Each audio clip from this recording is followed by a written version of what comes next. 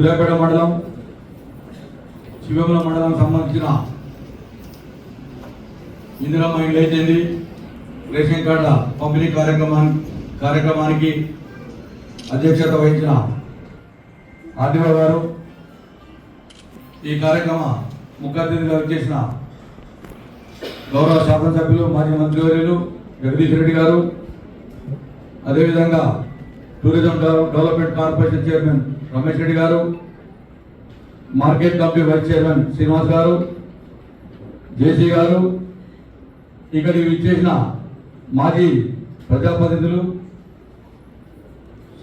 Collector గారు, ఇక్కడ విచ్చేసిన మాజీ ప్రజాప్రతినిధులు, పత్రికా విలేకరులు, అధికారులందరూ కూడా హృదయపూర్వకంగా నమస్కారం తెలియపరుస్తా ఉన్నాం. ఈరోజు ఏదైతే ప్రజాపాలన కాంగ్రెస్ పార్టీ ప్రజాపాలన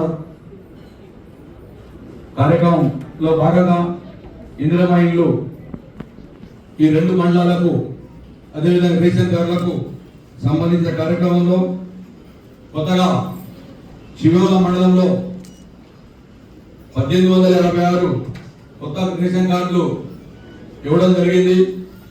దీని ద్వారా 45,606 మంది లబ్ధిదారులు సన్నబియ్యం తినే అవకాశం కల్పించిన కాంగ్రెస్ పార్టీ ముఖ్యమంత్రి రేవంత్ రెడ్డి గారికి మనందరం గర్వకారణంతో వారికి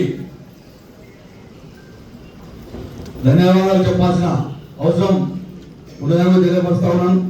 అదేవిధంగా ఇందిరమ్మ ఇండ్లు కూడా గతంలో లేని విధంగా కొత్తగా ఇప్పుడు ఈ కాంగ్రెస్ పార్టీ ప్రభుత్వం వచ్చినాక 546 ఇండ్లు ఈ శివముల మండలానికి మంజూరు చేసిన ఘనత కూడా కాంగ్రెస్ పార్టీ ప్రభుత్వాన్ని కూడా మరొకసారి తెలియపరుస్తా ఉన్నాం. అదేవిధంగా సూర్యాపేట మండలంలో ఇండ్లు 768 ఇళ్లకు ఈరోజు ప్రొసీడింగ్స్ ఇవ్వడం జరుగుతుంది. 791 ఇళ్లు ఈ మండలానికి కేటాయించబడడం జరిగింది.